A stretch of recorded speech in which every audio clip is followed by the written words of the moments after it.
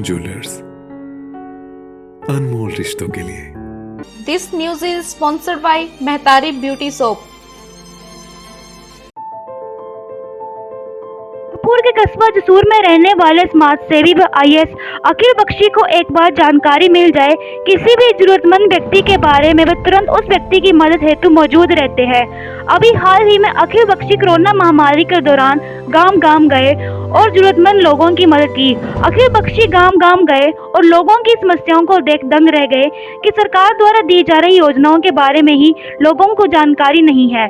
समाज सेवी आईएएस अखिल बख्शी ने कहा कि मेरे पिता भूतपूर्व नूरपुर विधायक रणजीत सिंह बख्शी, जो पिछले साल दिसंबर को हम सबको छोड़कर चले गए, उनकी मृत्यु मेरे जीवन में एक टर्निंग मोड़ है। उन्होंने जितने भी कार्य अपने होते हुए किए थे वो मेरे लिए प्रेरणा के स्रोत हैं।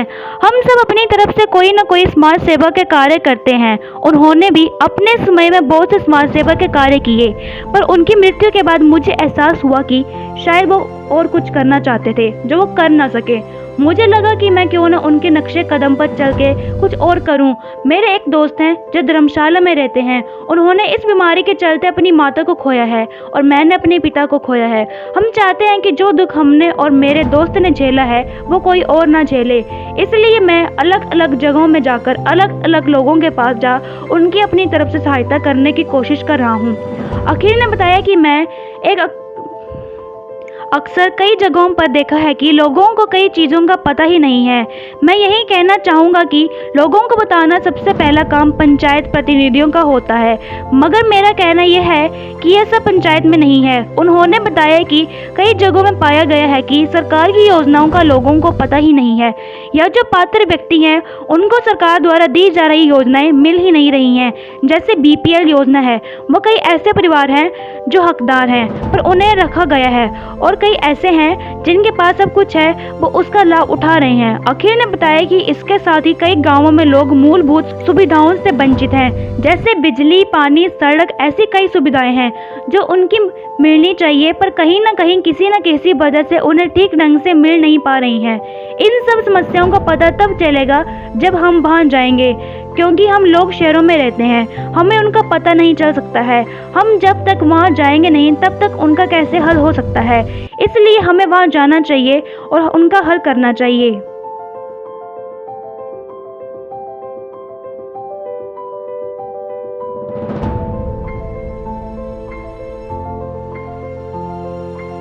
जी, दरअसल मेरे पिताजी जो पूर्व विधायक नूरपुर थे, श्री रणजीत सिंह बख्शी, वो पिछले साल दिसंबर में हम सबको छोड़कर चले गए, और उनकी जो मृत्यु थी वो मुझे लगता है कि मेरे जीवन में एक सबसे बड़ा एक टर्निंग पॉइंट था। और उन्होंने अपने जीवित रहते हुए जितने भी कार्य किए हैं वो सारे के सारे कार्य मेरे लिए प्रेरणा का स्रोत थे। हम लोग अपने अपने लेवल पर अपनी नौकरी में या अंदर बाहर थोड़ी बहुत समाज सेवा हर बार करते ही रहते थे। पापा भी अपनी तरफ से जो करना चाहते थे वो करते थे, लेकिन उनकी मृत्यु के बाद मुझे ऐसा एहसास हुआ कि शायद जो कुछ उन्होंने किया है, जो कुछ वो करना चाहते थे, वो बहुत सारी ऐसी चीज़ें हैं जो वो कर नहीं पाए। तो इसलिए मुझे लगा कि मैं उनके नक्शे कदम पर चलते हुए उन चीज़ों को आगे पूरा करने की कोशिश करूं। अगर आप इमीडिएट इसके बारे में जो प्रेरणा का स्रोत है वो पूछ रहे हैं, तो मेरे एक दोस्त हैं जो धर्मशाला से हैं, और उन्होंने जो है इस डिज़ीज़ की वजह से, इस बीमारी की वजह से अपनी माता जी को खोया, और उनके हाल को देखकर, क्योंकि वो दुख मैं खुद भी भुगत चुका था, इसलिए मैं जानता था कि ये दुख जो है कि कितना बड़ा एक आपके जीवन को बदलने की क्षमता रखता है। मेरे मन में इसलिए ये चीज़ आई कि जो दुख मैंने भोगा है या जो दुख मेरे मित्र ने भोगा है वो किसी और को ना भोगना पड़े। इसलिए पापा को एक श्रद्धांजलि अर्पित करने के तौर पर, और साथ ही साथ उनके कार्यों को आगे बढ़ाने के लिए मैंने ये कदम उठाया कि मैं अलग अलग लोगों तक पहुँचूँ, अलग अलग घरों तक पहुँचूँ और उनके समाज सेवा के कार्य को जारी रखूँ। जैसे आप अलग अलग गांव में गए, अलग अलग पंचायत में गए, लोगों से मिले, लोगों से रूबरू हुए, कई घर ऐसे भी हैं जिससे आपको कुछ ऐसे समझ में आया कि जहां सरकार की जो योजनाएं हैं वो नहीं पहुंची हैं, तो इसके बारे में आपका क्या कहना है?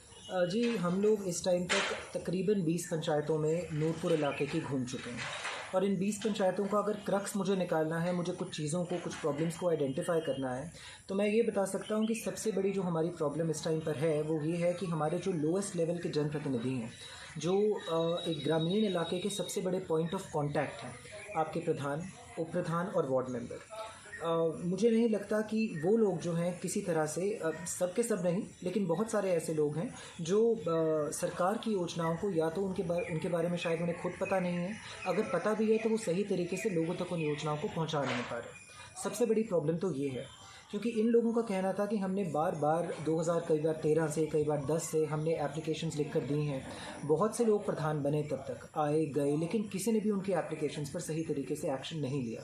तो ये रिस्पॉन्सिबिलिटी, ये जिम्मेवारी सबसे पहले पंचायती राज सिस्टम की बनती है। 92 में जब बाय लॉ इस सिस्टम को शुरू किया गया था, उसका बेसिक मकसद यही था कि आप लोगों तक पहुँचे और लोगों की आवाज़ अपने MLAs तक, अपने MPs तक पहुँचाएं। लेकिन मुझे लगता है कि वो काम जो है वो एक सही तरीके से, एक ढंग के तरीके से आज नहीं हो पा रहा। दूसरी चीज़ है, आपके किसी भी प्रोसेस के लिए जब आपको कोई भी योजना बनानी है, कोई भी स्कीम बनानी है, उसके लिए आपको बेनिफिशरीज़ आइडेंटिफाई करने पड़ते हैं। BPL है फॉर एग्ज़ाम्पल, हम लोगों ने बहुत से ऐसे घर देखे जहाँ 6 लोग एक छोटे से घर के अंदर रहते हैं और उन लोगों का BPL में नाम नहीं है। लेकिन कुछ ऐसे लोग हैं जिनके 3 स्टोरी बड़े बड़े घर हैं, लेकिन उनका BPL में नाम है। तो ये धांधली जो है ये क्यों हुई है? इस तरह से ये गलत नाम जो हैं ये क्यों चढ़ाए गए हैं? और मैं किसी एक पंचायत का जिक्र नहीं कर रहा, ऐसी बहुत सारी पंचायतें हैं जहाँ पे ये काम हुआ है। जब आप BPL बेनिफिशरीज़ को ठीक से आइडेंटिफाई नहीं कर पाएंगे, तो आप, चाहे वो आवास योजना हो, चाहे वो सहारा योजना हो, या कोई भी योजना हो, वो आप उन तक सही तरीके से नहीं पहुंचा पाएंगे। और तीसरी चीज़ जो हमने एक मेजर देखी, वो है मूलभूत समस्याओं की अवेलेबिलिटी नहीं है। अगर बिजली है तो वो सही ढंग से फ्रीक्वेंटली 24 घंटे नहीं आती है। अगर पानी है तो पानी का इशू है, कोई ना कोई कभी आएगा तो 1 घंटे के लिए पूरे दिन में आएगा, या फिर बिल्कुल नहीं आएगा। कई ऐसे दूर दराज इलाके हैं जहाँ पर कनेक्शंस ही नहीं हैं। और सबसे इम्पॉर्टेंट, रोड्स नहीं हैं, सड़कें नहीं हैं। आपकी जितनी भी स्टेट की रोड्स हैं, जब आप वहाँ से जाएंगे तो वो आपको बहुत अच्छी बनी हुई मिलेंगी, लेकिन आपकी डिस्ट्रिक्ट रोड्स और आपकी पंचायत के अंदर जितनी रोड्स आती हैं वो बिल्कुल बनी हुई नहीं हैं। अगर हैं तो कई जगह पर इंटरलॉक टाइल्स डाल दी गई हैं जो लोड इतना ज़्यादा बर्दाश्त नहीं कर सकती। तो ये सारी की सारी चीज़ें जो हैं, इनका एक संज्ञान लेना बहुत ज़रूरी है। वो संज्ञान सबसे पहले जनप्रतिनिधियों द्वारा लेना होगा, प्रशासन द्वारा लेना होगा, और उनको मिलकर ये देखना होगा कि हम इन ग्रामीणों की समस्याओं को किस तरह से दूर कर सकते हैं। जब तक हम लोग यहाँ एक शहरी इलाके में बैठे हैं, जैसे मैं जसूर में हूँ, कई लोग नूरपुर में रहते हैं, तो जसूर नूरपुर के इलाके में रहते हुए आपको गांव की समस्या के बारे में पता नहीं चल सकता। यहाँ से बाहर निकलिए, अपने आसपास के गांव में जाइए, वहाँ पर समस्याओं को खुद देखिए और उन्हें निपटाने की कोशिश कीजिए। हिमाचल प्लस न्यूज़ चैनल के लिए नूरपुर से भूषण शर्मा की रिपोर्ट।